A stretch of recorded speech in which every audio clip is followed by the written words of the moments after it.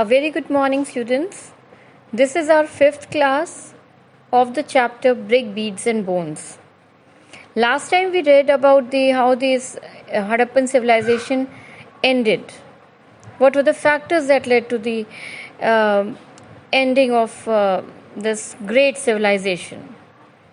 Today we'll be reading through how and when this Harappan civilization was discovered. Now in this, we will read about how archaeologists from the material remains, what they got, मतलब इस civilization को discovery कब हुई और किसने किया, इसके बारे में अब हम इस टॉपिक में पढ़ेंगे. और यहाँ पे हम ये भी देखेंगे कि कैसे आर्कियोलॉजिस्ट ने जो उनको चीज़ें मिली, आर्टिफैक्ट्स या रिमेन्स जो मिले, उनको मटेरियल रिमेन्स जो मिले, कहीं पॉटरी मिली, कहीं कोई टूल मिला, कोई इम्प्लीमेंट्स मिले, कोई सामान ऐसा सील मिला, बीड्स मिले, तो इन सबको कैसे उन्होंने कनेक्ट किया ये समझने के लिए कि यहाँ पर कोई सिविलाइजेशन जो सालों पहले यहाँ पे था उसको कनेक्ट करके ये डिस्कवर किया गया. तो millennium later onwards when people started living in this area, मतलब जब ये सिविलाइजेशन ख़त्म हो गया उसके बाद जब लोग यहाँ रहने लगे, और बहुत पहले सिविलाइजेशन कभी था, जो लोगों को जब यहाँ पे रहते रहते कुछ चीज़ें मिलने लगी अलग सी, जो स्ट्रेंज चीज़ें थीं उनके हिसाब से, वो जब कभी कभी क्या होता था कि फ्लड्स की वजह से ऊपर आ जाता था, एक्सपोज हो जाता था, जो काफ़ी नीचे दफन होगा या दबा होगा या हिडन होगा सॉइल के अंदर, वो ऊपर आ जाता था. या कभी कभी कोई प्लाव चल रहा है या कोई खेती का काम कर रहा है, अचानक से उसमें से निकल आया कुछ ऐसा, कोई आर्टिफैक्ट, ऐसा कोई सामान जिससे लोगों को अचंभित हो रहे थे जो लोग उसको देख करके. और जैसे कि कभी कभी होता है कि सॉइल इरोजन हो जाती है, फ्लड, तेज़ पानी की वजह से, रेन की वजह से, या कभी कभी एयर के वजह से जो टॉप सॉइल जो है वो इरोजन की वजह से वो चीज़ें सामने आ गई, तो उनके लिए बड़ी अचंभित करने वाली चीज़ें थीं. तो इसी तरह कनिंघम जो है, कनिंघम के क्या कन्फ्यूजन्स रहे उसके बारे में अब हम पढ़ेंगे. जैसे इन्होंने एक्सकेवेशन शुरू किए by the mid of 19th century से, खोजबीन शुरू की उसके बारे में. तो वो इंटरेस्टेड थे आर्कियोलॉजी के बारे में, because he was interested in the archaeology of early historic period, that is 6th century BCE से लेकर के 4th सेंचुरी BCE तक, और लेटर पीरियड्स में ये इसके बारे में खोजबीन करने में काफ़ी उत्सुक थे, और इसीलिए उन्होंने शुरू किया, चीज़ें खोजना शुरू किया आर्कियोलॉजी में. मतलब as a archaeologist he started excavating मतलब मिट्टी या ज़मीन के नीचे खुदाई करके ढूंढना, कोशिश करना जानने की कि कैसे कुछ आर्टिफैक्ट्स या कुछ उस समय की चीज़ें साक्ष्य के रूप में रिमेन्स, मटेरियल रिमेन्स को ढूंढना शुरू किया. इन्होंने कौन कौन से सोर्सेज को यूज़ किया जानने के लिए. तो पहले इन्होंने चाइनीज़ जो पिलग्रिम्स यहाँ पे आए हों विजिटर्स की तरह इंडिया, सब कॉन्टिनेंट इंडिया में, सब कॉन्टिनेंट बोल रहे हैं तो ये जान लीजिए कि पाकिस्तान और भारत एक था उस समय की बात हो रही है, मतलब पार्टीशन के पहले की.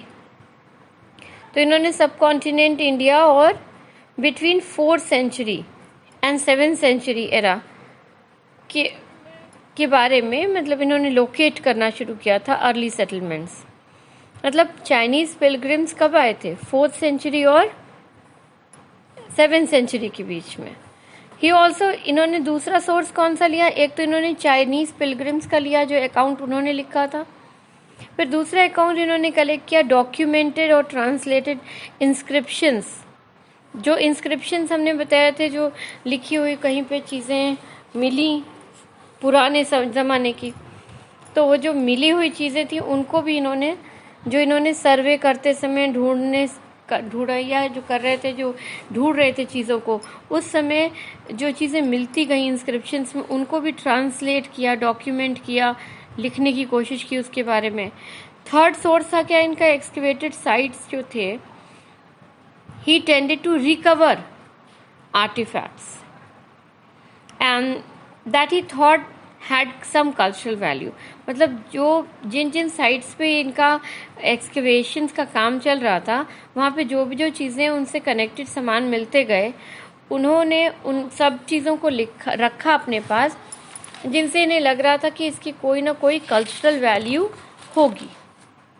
फिर हड़प्पा साइट जो था was not a part of itinerary of the Chinese pilgrims.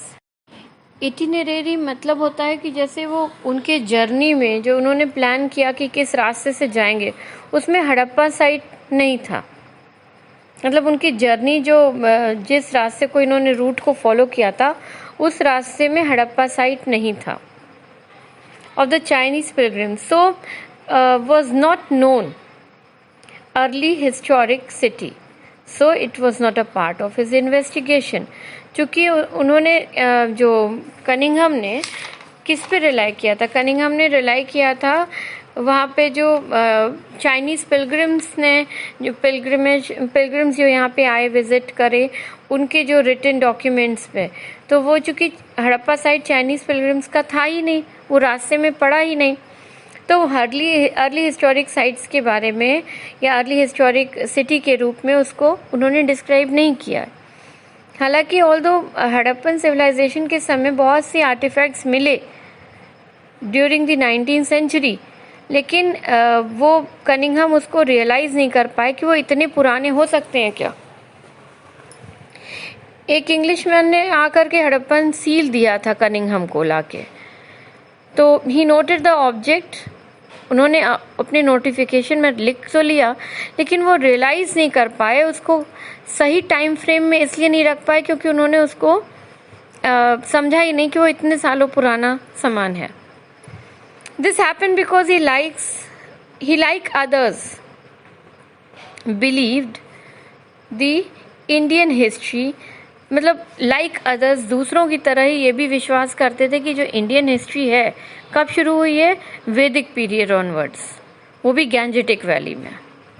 तो वो उन लोगों के साथ मिले हैं विचारधारा में कि जो ये मानते थे कि भारतीय जो हिस्ट्री है जब शुरू ही नहीं हुई तो वो उसको उससे कनेक्ट करने की उन्होंने कोशिश ही नहीं की, और वो मिस कर गए इम्पोर्टेंस जो हड़प्पन सिविलाइजेशन का था। आर्कियोलॉजिकल साइट्स के बारे में बात करें तो जैसे when production is carried where the use of raw materials takes place and side by side discarding of materials and structures is also taking place। Archaeological sites क्या होते हैं, जैसे आप कोई भी साइट है जहाँ पे किसी चीज़ का प्रोडक्शन हो रहा है, किसी चीज़ का किसी साइट पे प्रोडक्शन हो रहा है, जैसे हमने कहा ना बड़े सामान को यूज़ किया, जब बड़ा सामान बनने के बाद जो बड़े पीसेस बचते हैं किसी क्राफ्ट को बनाने में, तो बड़े पीस से छोटे सामान बना लिए।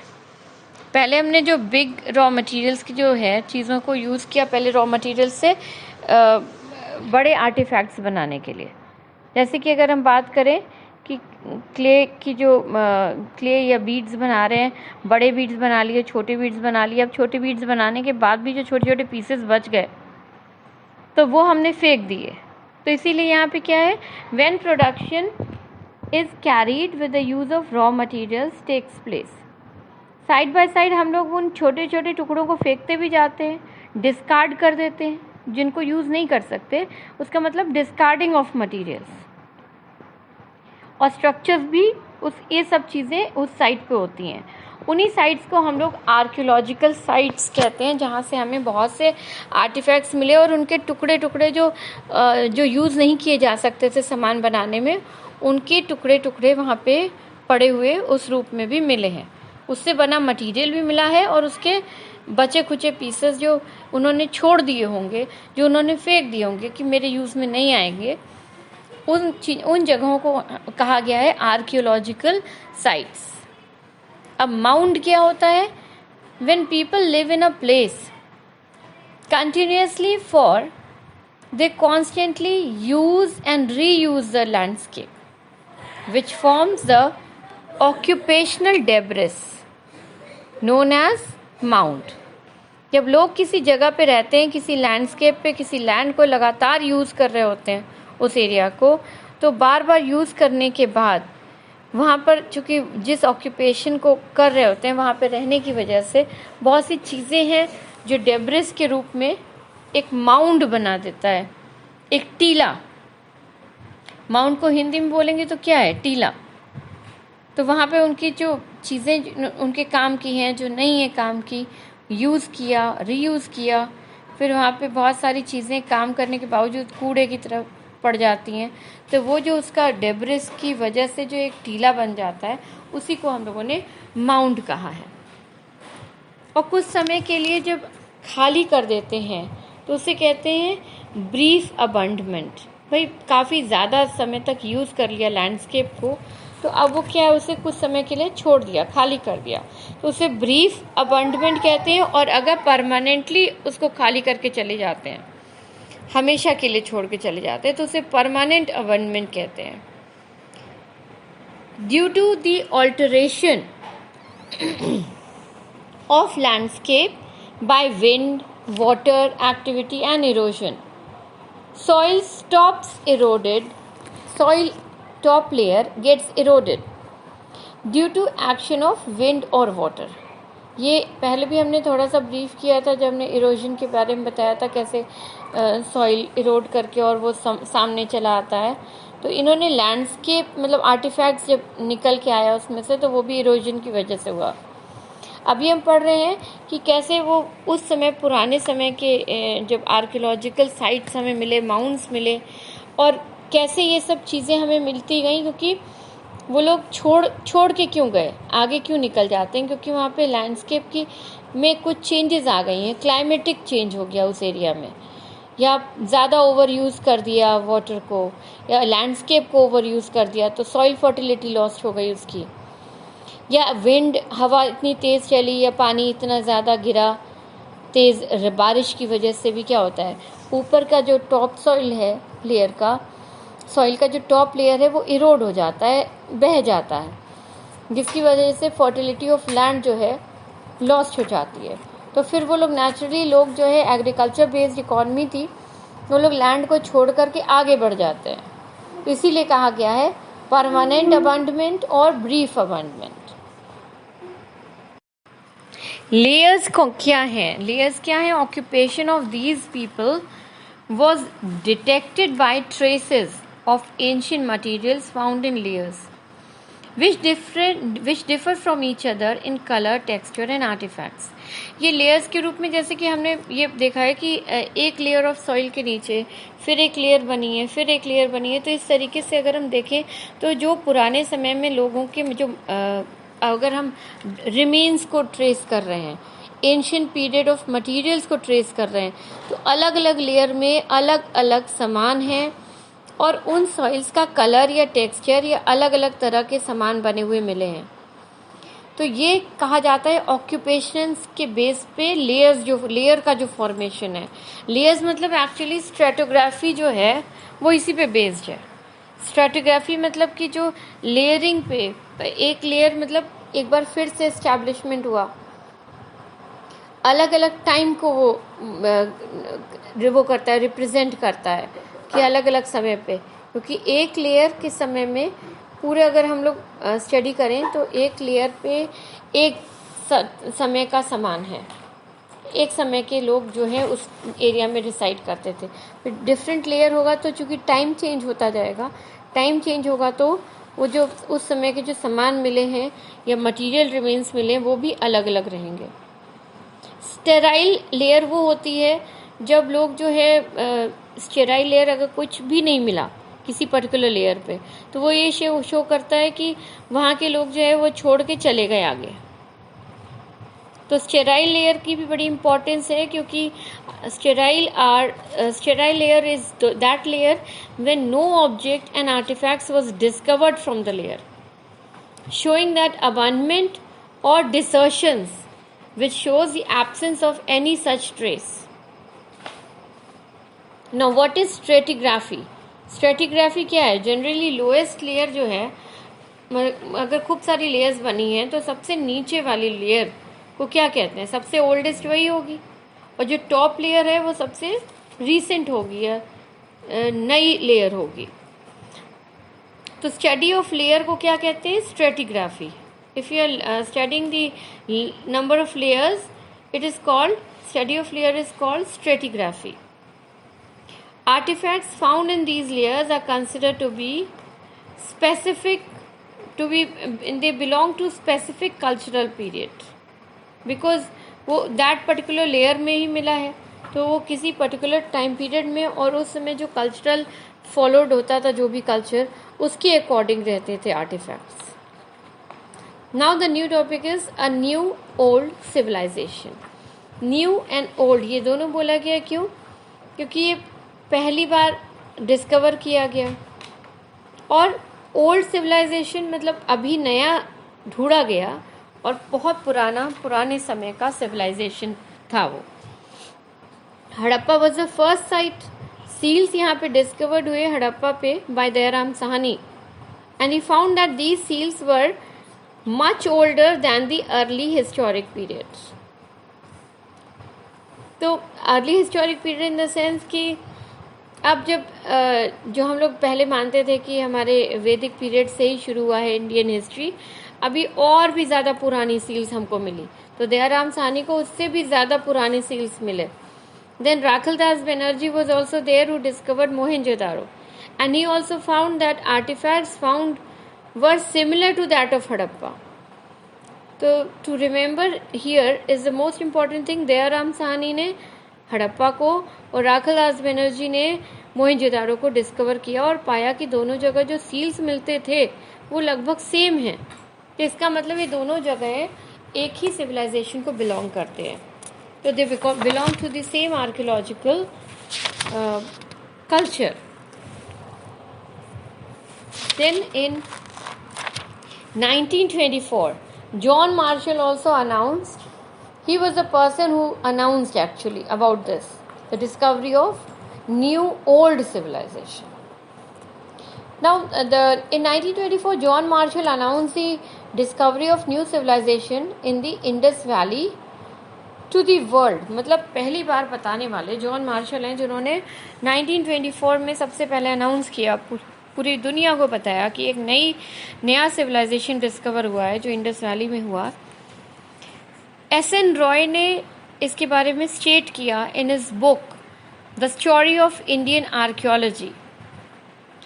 इन्होंने लिखा इस पे कि Marshall left India 3000 years older than he found her। जब ये आए हैं यहाँ पे मार्शल इंडिया में, तो मतलब इतने पुराने साल नहीं, जब ये लेफ्ट इंडिया मतलब जब छोड़ कर गए तो 3000 साल पुराना हो गया। कैसे? इसका मतलब है कि ये कहना चाहते हैं कि जैसे before the arrival till that period this civilization क्या था? अनआइडेंटिफाइड था, किसी ने इसको ढूंढा ही नहीं था। पर जब इन्होंने ढूंढा तो वो 3000 और पहले चला गया भारत, क्योंकि 3000 साल पहले की इंडिया और पुरानी हो गई इंडिया, क्योंकि वो सभ्यता उतने साल पुरानी थी। But he found seals at Mesopotamia also. इन्होंने कनेक्ट किया मार्शल ने कि जो मेसोपोटामिया में सील्स मिले थे और जो हड़प्पा में सील्स मिले थे, दोनों क्या थे? सिमिलर थे। इसका मतलब हड़प्पन सिविलाइजेशन जो है वो किसका समकालीन है? समकालीन मतलब एक ही समय पे एग्जिस्ट करने वाला दूसरा सिविलाइजेशन वो मेसोपोटामिया था। मतलब मेसोपोटामिया और हड़प्पन एक ही समय में एग्जिस्ट करते थे। तो ये भी बहुत बड़ा चेंज था इंडियन आर्कियोलॉजी के लिए। He was first professional archaeologist. ये पहले प्रोफेशनल कहे जाएंगे क्योंकि इन्होंने जो ग्रीस में और क्रीट में जो एक्सपीरियंस किया था स्टडी का, वो इन्होंने यहाँ पे भी अप्लाई किया भारत में। इन्होंने एक्चुअली हॉरिजॉन्टली स्टडी किया है चीज़ों को। वही मैं आपको डिफ्रेंशिएट करने के लिए मैंने आपको स्ट्रैटिग्राफी समझाया था, क्योंकि ये जो है मार्शल, ये आकर के जैसे ऊपर से स्टडी करके जाएंगे। इन्होंने एक्सकेवेट किया। एक्सकेवेट मतलब कि digging deep into the soil, and he try to excavate along the horizontal units, जैसे हम लेयर्स को भूल जाएं, केवल एक टॉप लेयर कह दीजिए, टॉप लेयर को हॉरिजॉन्टली उन्होंने स्टडी करना शुरू किया थ्रू आउट द माउंड एक टीला हो गया, और टीले के ऊपर में, मतलब एक ही हॉरिजॉन्टली उन्होंने स्टडी किया, एक टाइम में जो भी चीज़ें एक लेवल पे मिलती गई उनको कनेक्ट करने की कोशिश की. That means he grouped all the artefacts recovered from the same unit together, even if they were found at different stratigraphic layer. मतलब लेयर अलग भी हो जाए तो अगर एक उसमें यूनिट में आ रहे हैं तो वो सेम कंसिडर किए जाएंगे, सेम टाइप कंसिडर किए जाएंगे. Because of this valuable information about the context of these finds was irretrievably lost. मतलब जो ये चीज़ें जो उन्होंने वैल्यूएबल इंफॉर्मेशन जो थी वो उनकी लॉस्ट इसलिए हो गई क्योंकि लेयर अलग अलग लेयर पे होना भी अलग अलग चीज़ों की अलग अलग टाइम के साथ कैलकुलेट करना चाहिए था. मतलब लेयर, कोई भी लेयर आप बनाइए, एक लेयर के ऊपर दूसरी लेयर, उसके बाद तीसरी, चौथी, पांचवी, लेकिन अगर हम लेयर को वो कर दें, मतलब नेग्लेक्ट कर दें, केवल एक यूनिट में, एक समझिए एक लेवल पे जितनी भी चीज़ें मिली उनको हमने एक साथ कंसिडर कर दिया. पर अगर अलग अलग लेयर के हिसाब से अगर स्टडी करेंगे तो जो आर्टिफैक्ट्स या जो भी रिमेन्स हमें मिले हैं उनका एक रूपता एक जैसा होना ज़्यादा संभव है. कभी कभी कोई लेयर बिल्कुल ब्लैंक होगी, उसमें कोई भी मटेरियल रिमेन्स नहीं मिलेगा, लेकिन वो भी शो करता है कि वो स्टेराइल लेयर है, कि वो लोग यहाँ से जगह छोड़ के आगे चले गए. तो इसको भी बड़ा ध्यान से पढ़ने वाली चीज़ है कि अगर हम लेयर वाइज पढ़ रहे हैं तो हमें ज़्यादा डिटेलिंग में चीज़ें पता चल रही हैं. पर इन्होंने मार्शल ने कैसी स्टडी करी, जो इन्होंने क्रीट और ग्रीस में जहाँ से सीखा वो इन्होंने हॉरिजॉन्टल यूनिट में किया. हॉरिजॉन्टल मतलब टॉप लेयर, टीला है, ऊपर नीचे कैसा भी है वो एक ही कंसिडर किया जाएगा, जबकि लेयर उन्हें ऊपर नीचे बनाती जाएगी. जितनी लेयर्स हैं, अगर हम लेयर को कट करते जाएं, लेयर हटाते जाएं, तो उस लेयर पे जितनी चीज़ें मिल रही हैं उनका यूनिफॉर्मिटी या उनका एक साथ स्टडी करना ज़्यादा फैक्ट्स को, ज़्यादा स्टडी को बेहतर बनाता है. Now new techniques and questions. REM Wheeler took over as a DG, that is Director General of ASI in 1944. 1944 में जब रेम व्हीलर ने इस पोजीशन को लिया, he became the director general. He rectified, मतलब इन्होंने इस करेक्शन किया, इस प्रॉब्लम को रेक्टिफाई किया, मतलब ठीक किया, इस प्रॉब्लम को सॉल्व किया. रेक्टिफाई का मतलब करेक्ट करना, उसको correcting the error. He recognized the necessity to follow the stratigraphy of the mound rather than digging along horizontal line uniformly.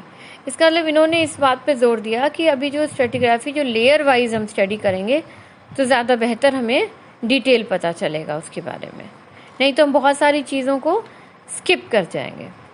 इसीलिए मैंने आपको पढ़ा दिया कि स्टेराइल लेयर होता है और नॉन स्टेराइल लेयर होता है. लेयर जिसमें आर्टिफैक्ट्स मिल रहे हो तो वो लेयर हुआ, लेकिन जिसमें कोई आर्टिफैक्ट नहीं मिल रहा है, जिसमें लग रहा है कि एकदम खाली लेयर है, तो उसको कहा है स्टेराइल लेयर, क्योंकि वो ये शो करता है कि लोगों ने उसे एरिया को अबंडन कर दिया है.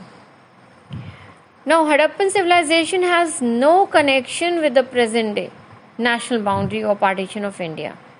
मतलब जब इन्होंने इसको रेम व्हीलर ने रेक्टिफाई किया, इस प्रॉब्लम को इन्होंने स्टडी करना शुरू किया, लेयर वाइज स्ट्रेटिग्राफी को मतलब बेस बना करके उन्होंने स्टडी किया जब माउंट्स को, तो इन्होंने पाया कि फिर मतलब एक बेहतर स्टडी को देखा, उन्होंने स्टडी करना शुरू किया. और हड़प्पन सिविलाइजेशन में ये कहा जाता है कि कोई कनेक्शन नहीं है प्रेजेंट डे बाउंड्री का, क्योंकि जब उन्होंने डिस्कवर किया था इंडस वैली सिविलाइजेशन को तो महज वो एक सब कॉन्टिनेंट के रूप में था, मतलब इंडिया पाकिस्तान एक साथ था. लेकिन जब बाद में क्रिएशन ऑफ पाकिस्तान हो गया तो उसके बाद ये महसूस किया गया कि जो पार्टीशन की वजह से majority of the Harappan sites जो जितनी भी थी वो अब पाकिस्तान में थी, were now in Pakistan territory.